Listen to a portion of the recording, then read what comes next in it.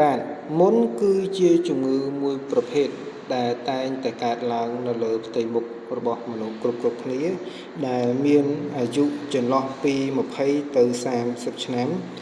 ដោយសារតែកម្រិតនៃអរម៉ូនរបស់មនុស្សទូទៅគ្រប់គ្នាដើម្បីព្យាបាលជំងឺមុននៅលើផ្ទៃមុខរបស់ពុកម៉ែបងប្អូនទាំងអស់គ្នាអាចធ្វើតាមវិធីសាស្ត្ររបស់ខ្ញុំបានដោយវិធីសាស្ត្ររបស់ខ្ញុំបាទនេះគឺធ្វើឡើងតាមបែបធម្មជាតិតាមសិភៅនៃការព្យាបាលតាមបែបធម្មជាតិព្យាបាលតាមបែបធម្មជាតិគឺយើងយកផ្លែក្រូចឆ្មាជាគោដើម្បីបំបត្តិមុននៅលើផ្ទៃមុខរបស់ពុកម៉ែបងប្អូនគ្រប់គ្នាមុនគឺជាជំងឺសែស្បែកដែលតែងតែកើតឡើងចំពោះមនុស្សគ្រប់រូបទាំងអស់គ្នាយ៉ាងហោចណាស់ក៏ម្ដងដែរក្នុងមួយជីវិតជាទូទៅ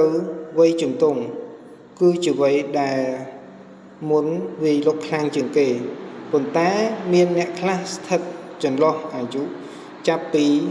20ទៅ30ឆ្នាំនៅមានកើតមុនដែរមូលហេតុដែលបង្កឲ្យមានមុនគឺដោយសារកម្រិតនៃអរម៉ូនដែលមានការកើនឡើងដែលជាហេតុនាំឲ្យមានការកើនឡើងនៃការផលិតជាតិខ្លាញ់ជាសារធាតុដែលមានភាពរងើមស្អិតដោយក្រមួនងើបឡើងដើម្បីធ្វើឲ្យស្បែកស្រទន់មានសុខភាពល្អវិធីក្នុងការណែនាំគឺយើងត្រូវយកផ្លែក្រូចឆ្មាមួយផ្លែឬក៏ពីរផ្លែយកទៅលាងឲ្យស្អាតបន្ទាប់មកយើងត្រូវហាន់ជាចំណិតតូចទុកនៅម្ដុំឲ្យស្អាតមុននឹងធ្វើយើងត្រូវលាងមុខជំរះជាមួយនឹងទឹកសាប៊ូឬក៏ប្រភេទសាប៊ូលាងមុខឲ្យស្អាតបន្ទាប់មកជូតឲ្យស្ងួតហើយយើងត្រូវយកផ្លែក្រូចដែលបានចិតរួចយកមកបិទនៅលើផ្ទៃមុខរក្សាទុកយ៉ាងយូរណាស់ត្រឹម10នាទីឡើងទៅលើបន្ទាប់មកអ្នកត្រូវលាងមុខចេញម្ដងទៀតដោយមិនចាំបាច់ប្រើសាប៊ូជូតឲ្យស្ងួតនៅពេលដែលអ្នកធ្វើតាមការណែនាំរបស់ខ្ញុំបាទជារៀងរាល់ថ្ងៃរយៈពេលមួយសប្តាហ៍ឲ្យបានម្ដងឬក៏ពីរដងក្នុងចន្លោះ1ខែទៅ2ខែ